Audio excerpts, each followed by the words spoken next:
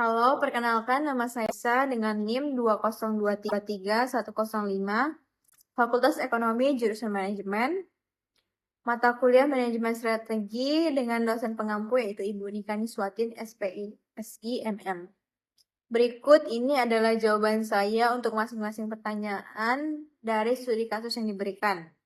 Poin yang A, apa yang Anda ketahui mengenai balance scorecard? Balance scorecard bisa disingkat dengan BIC, adalah sebuah sistem manajemen strategi yang dikembangkan oleh Robert Kaplan dan David Norton. BIC digunakan untuk menerjemahkan visi dan strategi perusahaan ke dalam tindakan nyata, serta mengukur kinerja organisasi tidak hanya dari sisi finansial, tetapi juga dari perspektif non-finansial. BIC bertujuan untuk mencapai keseimbangan antara tujuan jangka pendek dan jangka panjang, antara indikator keuangan dan non-keuangan. Dan pendapat Anda terhadap kasus tersebut. Argumentasi saya, dalam kasus ini terjadi benturan antara orientasi jangka pendek atau komisaris dan strategi jangka panjang atau manajemen. Kedua pandangan sebenarnya valid, namun harus diintegrasikan secara bijak agar perusahaan bisa tumbuh berkelanjutan sekaligus tetap menghasilkan laba. Jika hanya mengejar keuntungan jangka pendek, bisa jadi perusahaan mengorbankan kualitas produk, pelayanan, atau loyalitas karyawan, yang pada akhirnya akan merusak brand dan daya saing. Sebaliknya, jika hanya fokus pada pengembangan jangka panjang tanpa target keuangan realistis, perusahaan bisa kekurangan likuiditas dan kehilangan kepercayaan oleh investor. Poin C, coba berikan perbandingan antara jika menerapkan konsep balance scorecard dan tidak berdasarkan dua pendapat pada studi kasus di atas. Berikut adalah perbandingan antara penerapan dan ketidakpenerapan balance scorecard, yaitu jika menerapkan balance scorecard, yang pertama ada tujuan, membangun perusahaan secara menyeluruh dan jangka panjang. Yang kedua ada keputusan strategi, berdasarkan dari 4 perspektif, yaitu ada keuangan, pelangganan, proses internal, pembelajaran, dan pertumbuhan.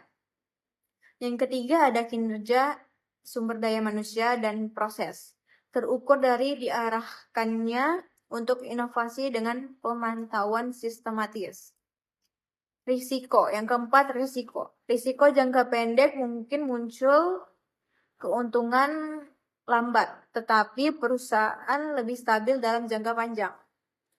Dan yang terakhir, pandangan pemangku kepentingan, atau lebih dipercaya oleh mitra dan pelanggan karena pendekatan yang seimbang dan berkelanjutan. Adapun tidak menerapkan balance scorecard, yang pertama ada tujuannya, fokus pada keuntungan cepat dan jangka pendek. Yang kedua ada keputusan strategi, yaitu cenderung biasa pada data keuangan saja. Yang ketiga ada kinerja, sumber daya manusia, dan proses, tidak terpantau secara sistematis yang dapat menghambat peningkatan dan inovasi. Yang keempat risiko jangka panjang tinggi, termaksud kehilangan daya saing, kelelahan daya saing, kelelahan operasional, dan penurunan kinerja yang tidak terdeteksi.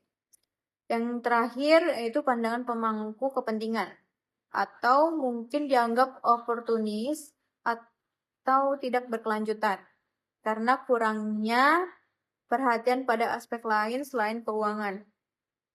Yang terakhir ada poin D, yaitu kombinasikan dua pendapat tersebut menjadi suatu strategi unggulan dalam perusahaan tersebut. Strategi unggulan contohnya seperti hybrid balance scorecard dengan fokus keuangan taktis adalah untuk menjembatani dua pandangan tersebut. Perusahaan bisa mengembangkan strategi gabungan dengan pendekatan seperti berikut. Yang pertama, gunakan balance scorecard sebagai kerangka utama, namun tambahkan indikator kinerja keuangan jangka pendek yang ditekankan oleh komisaris sebagai salah satu prioritas.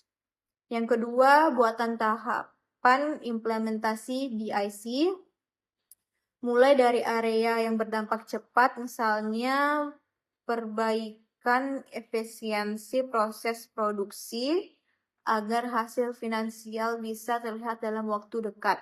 Dan yang terakhir atau yang ketiga, membangun sistem pelaporan berkala untuk menunjukkan sebagaimana strategi jangka panjang tetap selaras dengan target keuntungan jangka pendek.